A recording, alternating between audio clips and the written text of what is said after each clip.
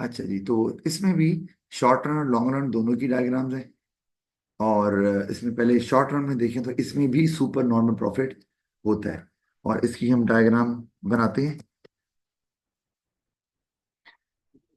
यहाँ पर। तो आपके पास इसी तरह हम यहाँ पर एक्स एक्सिस ले लेते हैं पहले, फिर ये वाई एक्सिस भी आ गया। और अब ये कि आपने ए आर और एम आर के कर्व बनाने हैं, लेकिन वो जरा उनको फ्लैट रखना है। और फ्लैट रखने की एक वजह है, क्योंकि यानी कि इनमें जो ये दोनों इलास्टिक आपको नजर आएंगे। और इसमें ये ए आर का कर्व है, और इसको हम डिमांड कर्व भी बोल रहे हैं। और जो नीचे वाला है वो एम आर का कर्व है। अच्छा, ये दोनों, या और नीचे हम यहाँ पे ले लेते हैं आउटपुट, और यहाँ हम ले लेते हैं जी वही कॉस्ट्स एंड रेवेन्यू यहाँ पे। अब ये ए आर और एम आर जो है ये कर्व दोनों यहाँ फॉल कर रहे हैं। एक बात, वो क्यों कर रहे हैं, इसीलिए क्योंकि अग ये प्राइस मेकर है ये फर्म, इम्परफेक्ट कंपटीशन की तरफ जा रहे हैं, प्राइस टेकर नहीं है। तो ये अपनी मर्जी की प्राइस तो चार्ज करती है। लेकिन अगर इन्होंने ज्यादा आउटपुट सेल करनी है तो इनको अपनी प्राइस को कम करना पड़ेगा। मतलब ये कि अगर प्राइस को नहीं कम करेंगे तो ज्यादा आउटपुट सेल नहीं कर पाएंगे। और वैसे भी यहाँ पे कंपटीशन तो होता है, कम होता है, मतलब उतना नहीं होता, उतनी फर्म नहीं होती जितनी के परफेक्ट कंपटीशन में होती हैं। जैसे हम वहां पे कहते हैं very large number of sellers, तो यहाँ पर लार्ज नंबर ऑफ सेलर्स आप बोल सकते हैं। तो अच्छा, दूसरा है कि ये ए आर को डिमांड का बोलते हैं, उसकी वजह हमें अगर हम गौर करें तो वाई एक्सिस पे अगर हम प्राइस रखी हुई है, कॉस्ट एंड रेवेन्यू रखा हुआ है, प्राइस भी यही होती है, और नीचे हमने आउटपुट रखी हुई है। तो जो डिमांड का होता है वो भी प्राइस को और क्वांटिटी के रिलेशन को ही शो कर रहा होता है, और वो नेगेटिव रिलेशन होता है। और यहाँ पर भी नेगेटिव रिलेशन हमें नजर आ रहा है। अच्छा, और इसमें अगर हमने देखना है कि वही दो कंडीशन, सबसे पहले कि फर्म का आउटपुट लेवल क्या होगा, क्योंकि ये हम बात कर रहे हैं शॉर्ट रन की। और शॉर्ट रन में हमारे पास जो केस आ रहा है वो है सुपर नॉर्मल प्रॉफिट। तो अब हमें ऑफ कोर्स क्या करना है, हमें एमसी का कर्व चाहिए, क्योंकि ये जो आउटपुट लेवल, जिस आउटपुट लेवल पे ये फर्म ऑपरेट करेगी वो profit maximising level of output होगा या इक्विलिब्रियम लेवल ऑफ आउटपुट होगा। तो हम एमसी का कर्व ड्रॉ कर लेते हैं। ये ड्रॉ किया हमने, और इसको मैंने एमसी लिख दिया। तो अब MC is equal to M R यहाँ हो रहा है, तो ये इक्विलिब्रियम, मैं इसको ई का नाम दे दूँ, ई, ठीक है जी। यहाँ ई का नाम मैं दे देता हूँ, ठीक है जी। अच्छा, फिर अब यहाँ पर हम आउटपुट लेवल, अच्छा जी, आउटपुट लेवल ये, अब यहाँ पे इक्विलिब्रियम लेवल ऑफ आउटपुट हमारा निकला है, और इसको हम यहाँ पे लिख सकते हैं कि ये ओ क्यू है। ओ, ओ और आगे लिख दिया हमने क्यू, ठीक है जी। आउटपुट लेवल ये आ गया हमारे पास। ये है इस आउटपुट लेवल पे प्रोड्यूस करने का मतलब कि फर्म जो है वो अपने प्रॉफिट को मैक्सिमाइज कर रही है। मतलब कर नहीं रही, इस आउटपुट पे प्रॉफिट मैक्सिमाइज हो सकता है। अच्छा, जस्ट अ मिनट। अच्छा जी, अब क्या आपने करना होता है, देखना है कि फर्म को प्रॉफिट कहाँ हो रहा है। तो चूंकि सुपर नॉर्मल प्रॉफिट की हम बात कर रहे हैं, तो हमें अब यहाँ पे एवरेज कॉस्ट का चाहिए होगा to determine whether firm is suffering loss और प्रॉफिट। तो ऑफ कोर्स वो हमें एवरेज रेवेन्यू से नीचे रखना है। कहाँ पर, मतलब आप एवरेज कॉस्ट का कर्व ड्रॉ कर सकते हैं कहीं पर भी, लेकिन ख्याल आपने ये रखना है। अच्छा, एक पहले एक और बात रह गई कि अभी प्राइस कहाँ चार्ज हो रही है, क्योंकि ये प्राइस मेकर है, तो ये इंडस्ट्री से प्राइस तो ले ही नहीं रही। इसके अलावा ये अपनी मर्जी की प्राइस रखेंगे ना। तो अब होगा ये कि ये इसको एक्सटेंड करेंगे, यहाँ ये इक्विलिब्रियम पॉइंट है ना, इसको मैं एक्सटेंड करूंगा ऊपर तक, यहाँ तक, ठीक है। अच्छा, यहाँ तक मैंने क्यों एक्सटेंड किया? अच्छा, एक्सटेंड करूंगा यानी कि ए आर कर्व तक एक्सटेंड किया, और उसको फिर वाई एक्सिस से ज्वाइन कर दिया। अच्छा, अब आपको जैसे पता है, मैंने बताया ए आर डिमांड कर्व है, तो जो प्राइस मेकर है वो उतनी प्राइस चार्ज करेगा जितनी प्राइस कंज्यूमर पे करने के लिए विलिंग है, जितनी मैक्सिमम प्राइस पे करने के लिए विलिंग विलिंग है at a certain level of output. तो ओ क्यू, अगर आउटपुट लेवल फर्म प्रोड्यूस कर रही है, तो उस पे जो मैक्सिमम प्राइस लेवल कंज्यूमर पे कर सकता है, वो यही है। इसको मैं नाम दे रहा हूँ ओपी, क्योंकि इसलिए हम डिमांड कर्व तक एक्सटेंड करते हैं। इससे ऊपर तो कंज्यूमर पे करने के लिए तैयार होगा ही नहीं। इससे कम भी चार्ज हो सकती है, लेकिन वो चार्ज नहीं करते, क्योंकि उन्होंने कौन सी मार्केट से प्राइस लेनी है। अच्छा, और अब हम, हमारे काम आ गया क्या, वही प्रॉफिट और लॉस वाला, कि फर्म को प्रॉफिट हो रहा है, लॉस हो रहा है, तो मैं यहाँ पर अम, अच्छा, कलर यही रहने देता हूँ। एवरेज कॉस्ट कर्व ड्रॉ कर देते हैं। ये कहाँ से आ गया? जी, एवरेज कॉस्ट कर्व ड्रॉ कर देते हैं, तो वो मैं, लेट्स से कि यहाँ,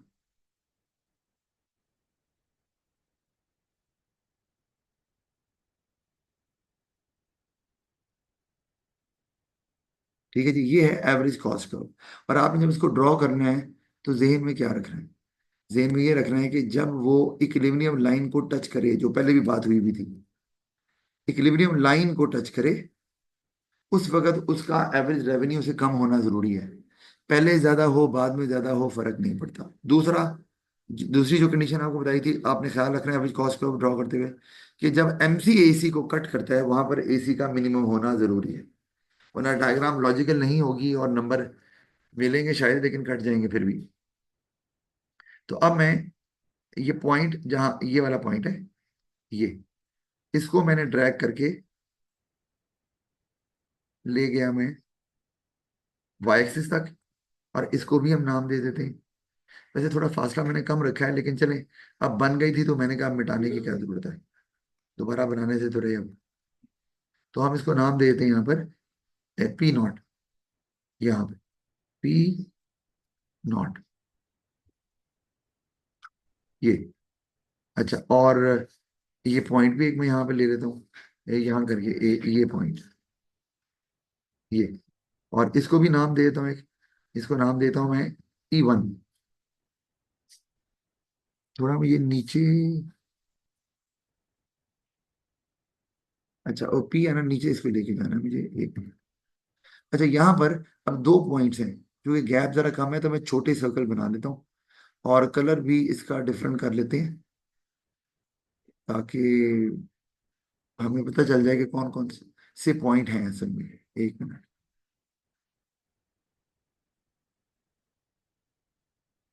एक ये पॉइंट है, ये यानी ये तो है ए आर की हाइट, ओ क्यू लेवल पे ए आर कितना है उसकी हाइट बता रही है ये।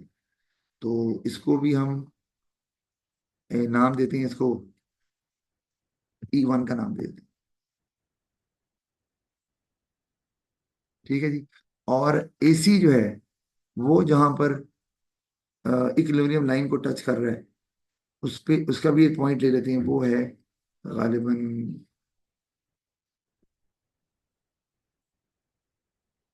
वो यहाँ आ रहा है, ये। तो थोड़ा डिस्टेंस कम हो गया है, आई होप कि आपको समझ आ जाएगी। थोड़ा गैप ज्यादा होता ना, तो ये जरा ज्यादा वाजे हो जाता। एनीवे, तो ये जो पर्पल सर्कल है, वो इस एवरेज कॉस्ट की हाइट शो कर रहा है at output level O Q, और जो ग्रीन सर्कल है वो शो कर रहा है एवरेज रेवेन्यू की हाइट। अच्छा, और इसको भी हम एक नाम दे सकते हैं, तो मैं इसको जरा ऊपर लिख लेता हूँ, ये वाला, इसको हम नाम यहाँ दे देते हैं, इसको हम कह लेते हैं जी, क्या नाम दे, ई नॉट, चलो कोई नाम ही देना ना। अब हमें पता है कि हमने अगर टोटल रेवेन्यू निकालना हो तो यहाँ कितना आ रहा है, मैं यहाँ देखता हूँ, total revenue is equal to कितना है जी, ओ पी, जो हाइट है एवरेज रेवेन्यू की, और ई वन और क्यू, ये आ गया टोटल रेवेन्यू। अगर हम टोटल कॉस्ट देखें तो वो आती है जी, ओ पी नॉट और ई नॉट क्यू, ये हमारे पास टोटल कॉस्ट आ गई। और जो डिफरेंस दोनों में नजर आ रहा है वो है हमारे पास, उसको हम बोलेंगे प्रॉफिट। प्रॉफिट, और प्रॉफिट का एरिया जो है वो है P not, P, E one और ई नॉट, ये हमारा एरिया जो है सारा प्रॉफिट का हो जाएगा। अच्छा, अब और मैं अगर इसको यहाँ कलर भी कर दूं तो ये यहाँ करता हूँ, ये जो एरिया है ये सारे का सारा आ गया प्रॉफिट का। तो ये हमारे पास सुपर नॉन प्रॉफिट की डायग्राम बन गई है। जी, यहाँ तक कोई सवाल है आपका इसमें? सर। जी। सर नहीं है कोई क्वेश्चन, क्लियर है। अच्छा, इसी तरह इसमें फिर जब हम आगे चलते हैं, क्योंकि इसमें बैरियर टू एंट्री तो होते हैं लेकिन बहुत ज्यादा नहीं होते, लो लेवल्स के होते, लो लेवल के होते हैं बैरियर टू एंट्री। इसलिए इसमें और फर्म भी आती हैं, बहुत ज्यादा नहीं होती लेकिन होती हैं। चूंकि बैरियर होते हैं तो परफेक्ट कंपटीशन जितनी फर्म तो नहीं हो सकती। अच्छा, अब हम यहाँ पे यही पेन डायग्राम मैं दूसरी भी बना लूँ तो यहाँ बना लेता हूँ।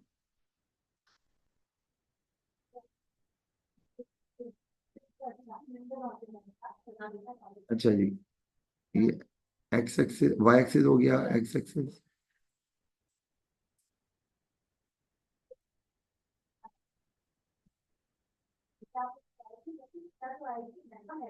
और यहाँ पे फिर वो उसी तरह ही आपने ए आर और एम आर कर्व बनाए हैं जो कि फ्लैट है। और ये ए आर कर्व है, और डिमांड कर्व भी इसको कहेंगे। और नीचे हमारे पास एम आर आ गया, और नीचे एज यूजुअल जो है वो आउटपुट आ गया हमारे पास यहाँ पे। और यहाँ पे आ गया हमारे पास कॉस्ट्स एंड रेवेन्यू, यहाँ नीचे कर लो, ऊपर कर लो। फिर आपने इसमें भी वही profit maximising level of output निकालना है। तो ये हमने मार्जिनल कॉस्ट बना दी,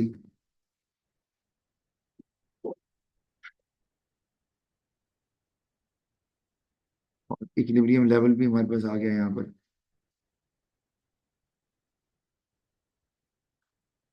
अच्छा, हम इक्विलिब्रियम लेवल जो है वो ले लेते हैं यहाँ पे, ये, और इसको नाम ई का ही दे देते हैं। और चूंकि ये, और ये हम जो डायग्राम बना रहे हैं ये है नॉर्मल प्रॉफिट की, जो कि आपको बताया हुआ है कि डायग्राम में एरिया से शो नहीं किया जाता। तो इसको भी हमने एक्सटेंड कर दिया ऊपर, क्योंकि प्राइस मेकर है, जहां तक कंज्यूमर पे कर सकता है वहां तक इसको बढ़ाएंगे, और कंज्यूमर की विलिंगनेस डिपेंड करती है डिमांड कर्व पे, क्योंकि डिमांड कर्व कंज्यूमर की विलिंगनेस को ही शो कर रहा होता है। इसको नीचे ड्रैग कर दिया हमने। तो अब इसी तरह ये प्राइस आ गई, इसी तरह ये क्वांटिटी आ गई।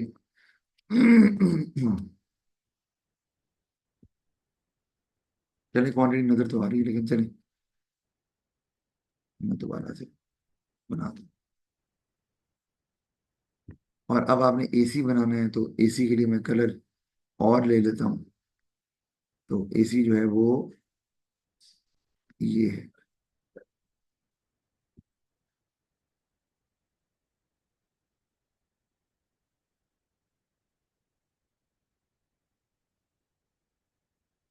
ये तो अब ये हमने एसी ऐसे ड्रॉ करना है कि ये जो आउटपुट लेवल है ओ क्यू उस पे एसी ए आर के बराबर हो, क्योंकि नॉर्मल प्रॉफिट में ऐसे ही नजर आता है। और इसको फिर हम पॉइंट ए भी एक ले लेते हैं, ये आ गया पॉइंट। और इसको हमने नाम दे दिया E1 का।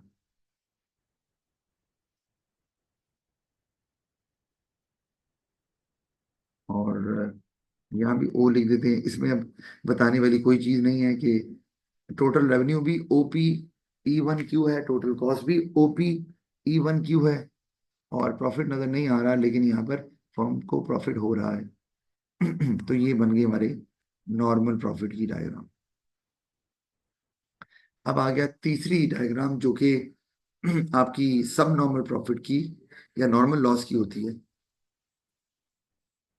और इसमें बस यही डायग्राम बनाते हैं हम। क्योंकि इसमें फर्म उतनी एफिशिएंट नहीं होती। मोनोपोलिस्टिक कंपटीशन में फर्म्स उतनी एफिशिएंट नहीं होती। मैं आपको यहां पर भी दिखाना चाह रहा हूँ। आप देखो नॉर्मल प्रॉफिट की डायग्राम में, अगर हम बात करते हैं प्रोडक्टिव एफिशिएंसी की, और हम ये अगर मान भी लें कि ये एक्स एफिशिएंट है, कि अपने लोएस्ट पॉसिबल एसी पे ऑपरेट कर रही है, तो क्या ये फर्म इस फर्म में टेक्निकल एफिशिएंसी है?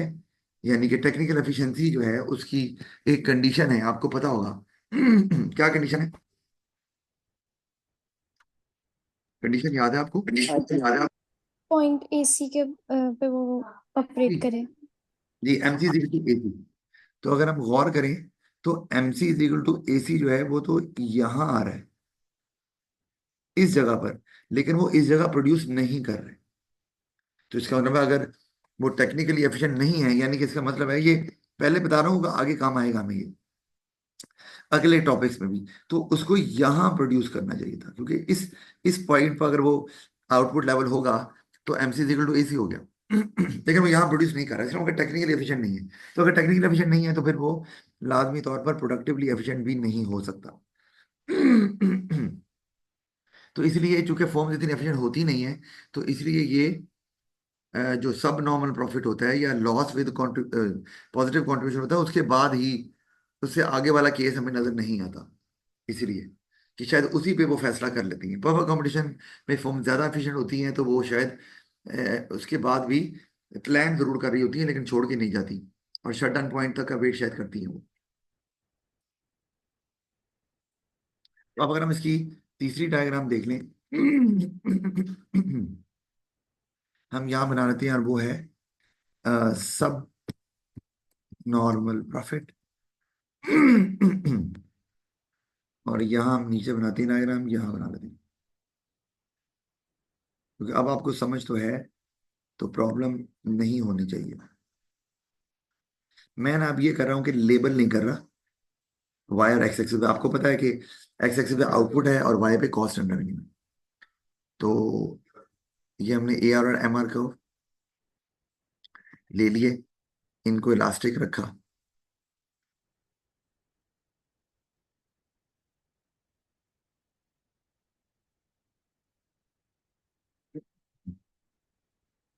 ये ए आर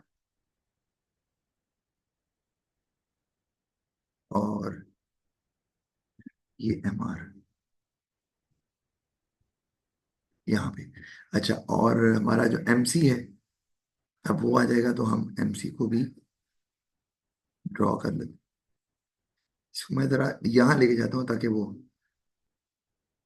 हमें मार्जिन मिल जाए जरा। ओहो,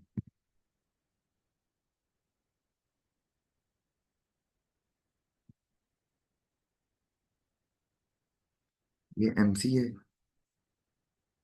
इक्विलिब्रियम लेवल ऑफ आउटपुट हमने यहाँ से फाइंड आउट कर लिया, और उस पॉइंट को हम लोकेट कर लेते हैं, वो यहाँ पे आ रहा है, और इसको हम ऊपर ड्रैग भी करेंगे। तो मैं एक ही दफा से बना लेता हूँ इक्विलिब्रियम। एक,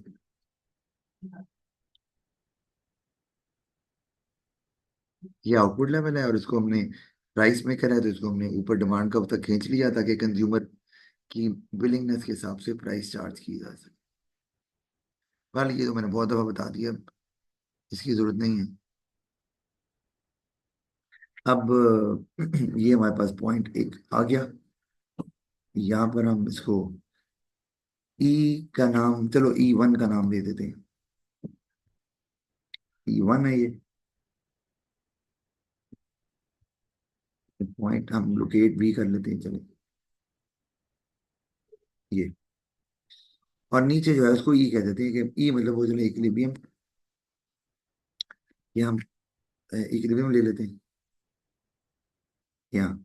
और अब हमें चूंकि दिखाना है लॉस, तो जारी बात है एवरेज कॉस्ट को हमें एवरेज रेवेन्यू से ऊपर लेकर जाना है। वो हम ले जाते हैं यहाँ,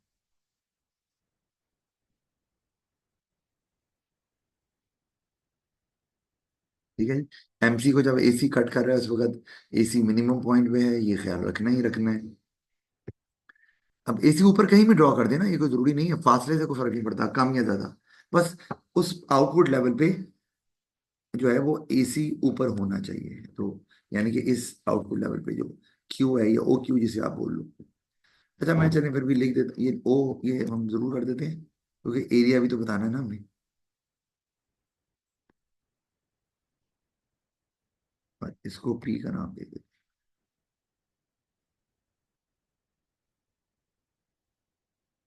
तो अब हम और मजीद एक्सटेंड करेंगे इक्विलिब्रियम लाइन को, क्योंकि हमने वो एवरेज कॉस्ट टोटल कॉस्ट भी निकालनी है ना। तो मैं इसको एक्सटेंड करता हूँ, क्योंकि वो ऊपर यहाँ तक, और इसको फिर यहाँ ड्रैग किया वाई एक्सिस की तरफ, और इसको भी नाम दे दिया P1 का। येलो कलर इतना अच्छा तो नहीं, लेकिन चलिए कोई बात नहीं, डिस्टिंग्विश तो हो रहा है। और यहाँ पर भी एक पॉइंट को लोकेट कर लेते हैं, ये वाला पॉइंट, और इसको हम नाम दे देते हैं E2 का।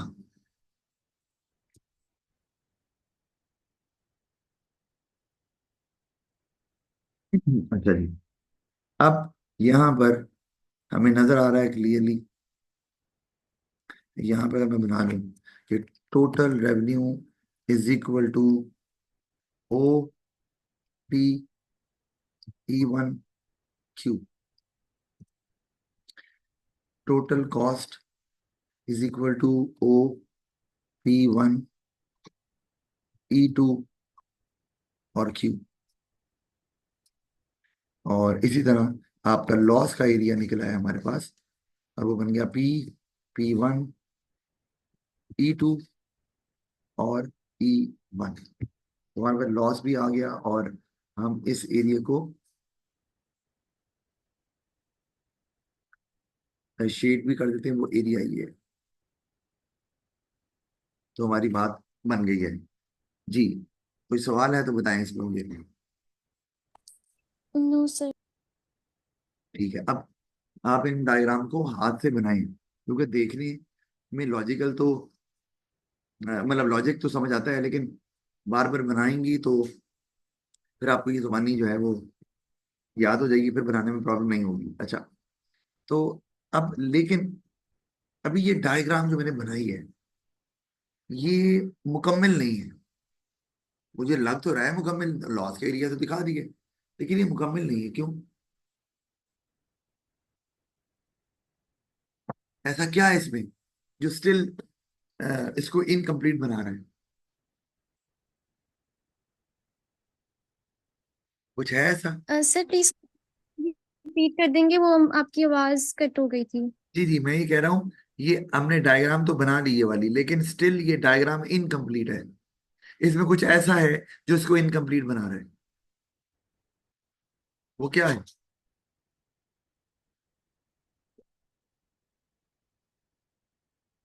कुछ है ऐसा?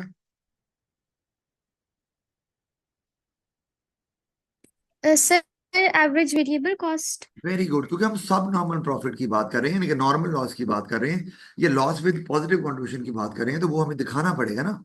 यहाँ से तो बिल्कुल पता ही नहीं चल रहा कि कंट्रीब्यूशन आ रही है कि नहीं आ रही है, सिर्फ ये पता चल रहा है कि लॉस हो रहा है। तो बिल्कुल हम क्या करेंगे, हम डायग्राम एक एक हम एबीसी की को भी ड्रॉ करेंगे यहाँ।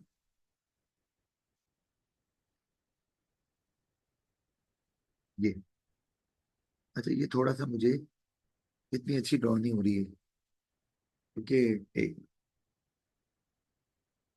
इसमें क्योंकि हमें जब ड्रॉ करनी है तो वो गैप का कम होना जरूरी है। तो मेरा ख्याल है वो इस टूल से बनने वाली नहीं है, मैं इसको खुद बनाने की कोशिश करता हूँ। वो जनाब हम यहाँ से ले लेते हैं। अच्छा, इसमें कलर हम दूसरा ले लेते हैं। अच्छा, वो हम ड्रॉ कर लेते हैं यहाँ से। ठीक है जी, ये आ गई हमारी ए बी सी, और उसका पॉइंट ये हमें नजर आ रहा है। तो अब अगर मैं इसको ड्रैग करूं इधर, किस तरह से ड्रैग हो रही है,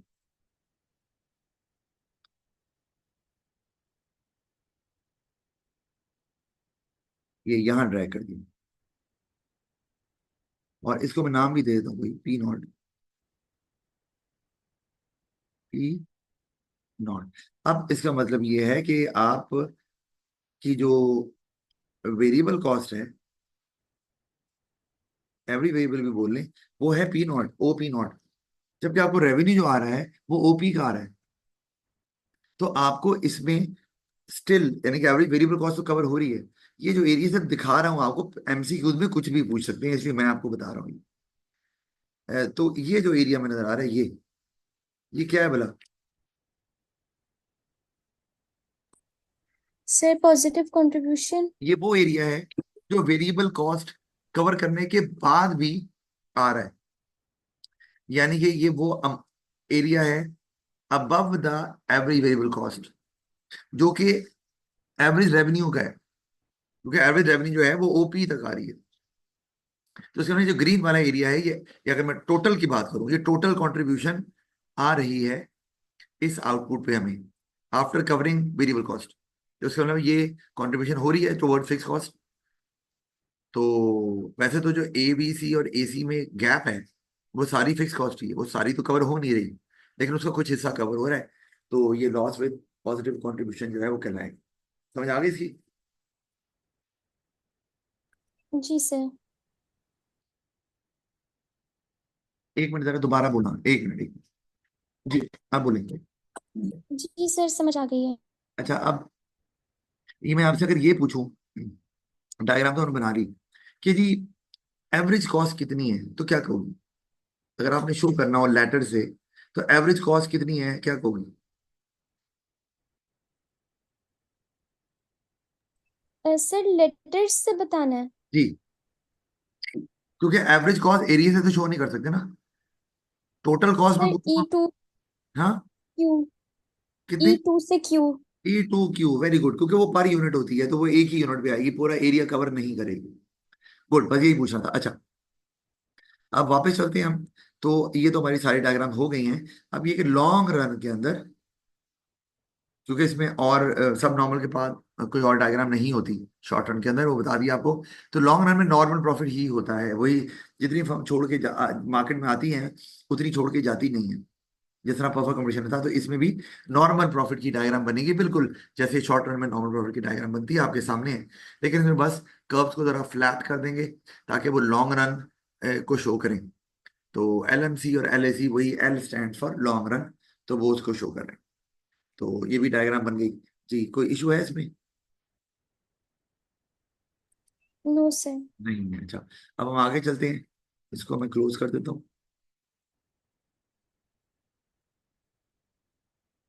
बेनिफिट्स और या ड्रॉबैक्स, ये भी पेपर में पूछे हुए थे, तो मैंने ना ऐड कर दिया इसको यहाँ पर।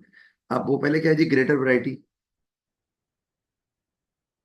जारी बात है, ज्यादा फर्म्स हैं, तो हर फर्म अपनी चीज बना रही है, क्योंकि यहाँ पर डिफरेंशिएटेड प्रोडक्ट्स हैं, होमोजीनियस नहीं है, तो इसलिए फर्म को वैरायटी मिलेगी।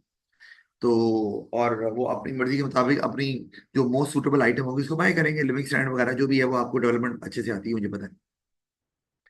उनकी नीड बस सेटिस्फाई होंगी तो लिविंग स्टैंडर्ड हाई हो जाएगा। जो एडवर्टाइजमेंट, और अगर देखा जाए तो ये सही सेंस में ग्रेटर वैरायटी प्रोवाइड करती है, और उसकी वजह मैंने आपको बता दिया।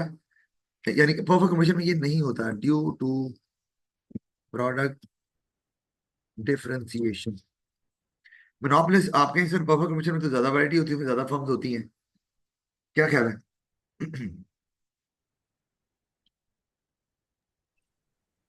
क्या कहोगी? जी सर। वहां तो ज्यादा होती है। नहीं, एक्चुअली वहां वैरायटी होती ही नहीं, इसलिए परफेक्ट कंपटीशन को हम एक आइडियल मार्केट स्ट्रक्चर बोलते हैं, लेकिन उसमें कुछ लिमिटेशन है।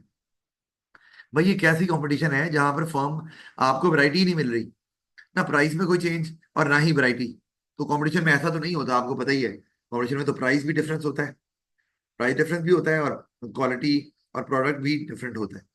तो मोनोपोलिस्टिक कंपटीशन अगर देखा जाए तो ये असल कंपटीशन ये नजर आ रहा है कंपेयर टू परफेक्ट कंपटीशन। मैं ये भी आपको बता जरूर दूँ। अच्छा, फिर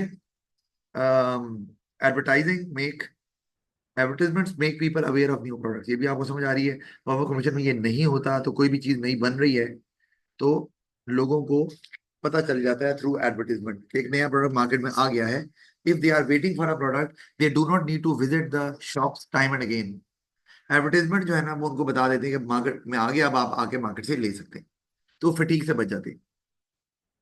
अच्छा, और जो तीसरा पॉइंट है वो lower price change charge than in oligopoly and monopoly. सारी बात है, उसमें कंपटीशन इससे ज्यादा कम होता है, उसमें डोमिनेंट फर्म्स होती हैं। मोनोपोलिस्टिक कंपटीशन में प्राइस मेकर तो ये होती हैं, लेकिन ये डोमिनेंट फर्म कोई नहीं होती इसके अंदर।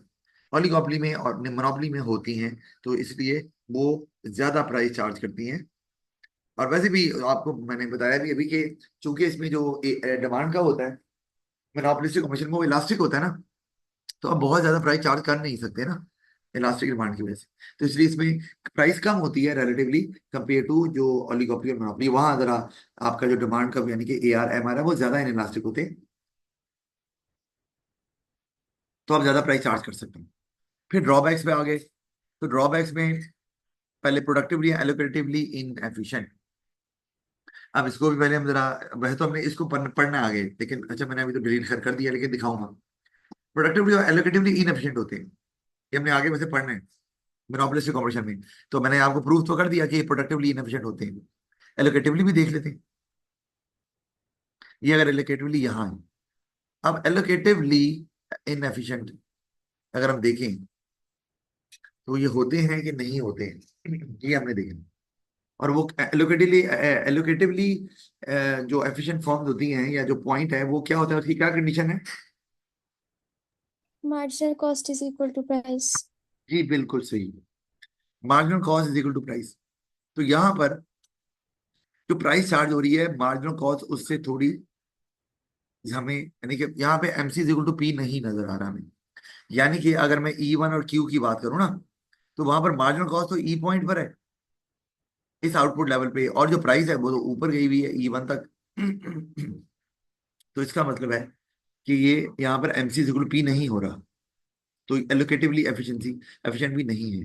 हाँ, अगर मैं ये कहूँ आपको कि हमने एलोकेटिवली एफिशिएंट स्कोर बनाना चाहें तो क्या कर सकते हैं, मैंने कहा आइडिया तो आपको दे दूंगा। तो आप पता क्या करेंगे, आप यहाँ प्रोड्यूस करें इतनी आउटपुट जो नहीं कर रहे, और इतनी प्राइस। तो अब आप गौर करो इस प्राइस पे, अब MC और प्राइस दोनों बराबर हो गए, हुए कि नहीं? जी सर। जहां MC AR को टच कर रहा है ना, वहां क्योंकि प्राइस आपने उतनी चार्ज करनी है, कंज्यूमर की बिलिंगनेस को देख के प्राइस मेकर। जब आप यहाँ प्राइस सेट करेंगे तो MC देखो P हो गया और एलोकेटिवली एफिशिएंट हो गया, ये नहीं है, यानी कि कम प्रोड्यूस कर रहे हैं और प्राइस ज्यादा चार्ज कर रहे हैं। पब्लिक इंटरेस्ट में नहीं है ये, ठीक है ना? मसला तो नहीं है इसके अंदर। जी सर समझ। सही।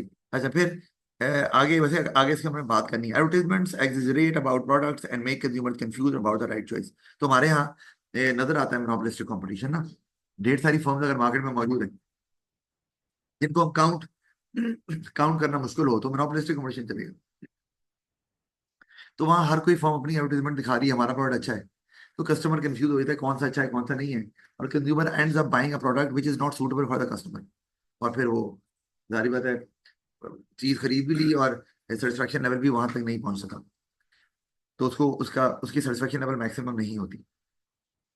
फिर higher price can than perfect competition, जारी बात है, इनकी प्राइस थोड़ी ज्यादा होती है। इसकी दो रीजन है, एक तो रीजन है कि ये प्राइस मेकर होते हैं, वो प्राइस टेकर होते हैं, और दूसरा रीजन ये है कि ये एफिशिएंट होते नहीं हैं, हमने पढ़ा है। चूंकि ये प्रोडक्टिवली एफिशिएंट नहीं होते, इसीलिए और परफेक्ट कंपटीशन में फर्म प्रोडक्टिव एफिशिएंट होती हैं, तो इसलिए उसमें जो है वो प्राइस कम चार्ज कर सकती हैं, क्योंकि उनकी कॉस्ट भी कम होती है। इनकी कॉस्ट कम उतनी होती नहीं है, तो ये उतनी प्राइस कम चार्ज कर नहीं सकती हैं, अगर चाहें भी तो नहीं कर सकती। ठीक है, समझ आ गई ना? Yes sir. अच्छा, एक चीज आपको और बतानी है, चलते चलते चलते परफेक्ट कंपटीशन में जो फर्म्स होती है ना, वो इकोनॉमिकली एफिशिएंट होती हैं, प्रोडक्टिवली भी और एलोकेटिवली। मैंने कहा जल्दी से दिखा दूं, वैसे हमने अगला ही टॉपिक हमारा है मार्केट स्ट्रक्चर के बाद आएगा, लेकिन मैंने कहा यही दिखा दूं। तो ये अगर आप डायग्राम देखो, और क्योंकि लॉन्ग रन में नॉर्मल प्रॉफिट ही होता है ना फर्म को, तो हम लॉन्ग रन की बात ही करेंगे ओवरऑल। तो लॉन्ग रन में ये हमारे पास ये डायग्राम है ना, अब इसमें, नहीं ये कहाँ से हो गई, परफेक्ट कंपटीशन की तरफ चलते हैं। ये ये लॉन्ग रन में, अब आप देखो क्या यहाँ पर एमसी, जिस आउटपुट लेवल पे ये प्रोड्यूस कर रहे हैं, वहां पे एमसी इक्वल टू एसी है। जी सर। है। अच्छा, तो एलोकेटिवली एफिशिएंट हो गया, और अज्यूम कर रहे हैं कि ये उनका लोएस्ट पॉसिबल एसी भी है, क्योंकि सारी परफेक्टली कंपैरेटिव फर्म जो है ना वो एफिशिएंट होने की कोशिश करती हैं, क्योंकि प्राइस वो ज्यादा चार्ज कर नहीं सकती, प्राइस टेकर होती है, तो उनको एक ही वे है प्रॉफिट को मैक्सिमाइज करने का, कि वो अपनी कॉस्ट को कम रखें। तो वो लोएस्ट पॉसिबल एसी पे ही ऑपरेट करती है, प्रोडक्टिवली एफिशिएंट हो गए। क्या यहाँ पर एमसी इक्वल टू पी है? जी सर। वो भी है, इसका मतलब कि ये एलोकेटिवली एफिशिएंट भी हैं। तो ये सोसाइटी के बेस्ट इंटरेस्ट में है कि ये जितना प्रोड्यूस करती हैं वो सोशली ऑप्टिमम लेवल भी है, अगर देखा जाए तो ये भी बात हमारी यहाँ पर क्लियर हो गई। कोई क्वेश्चन है आपका?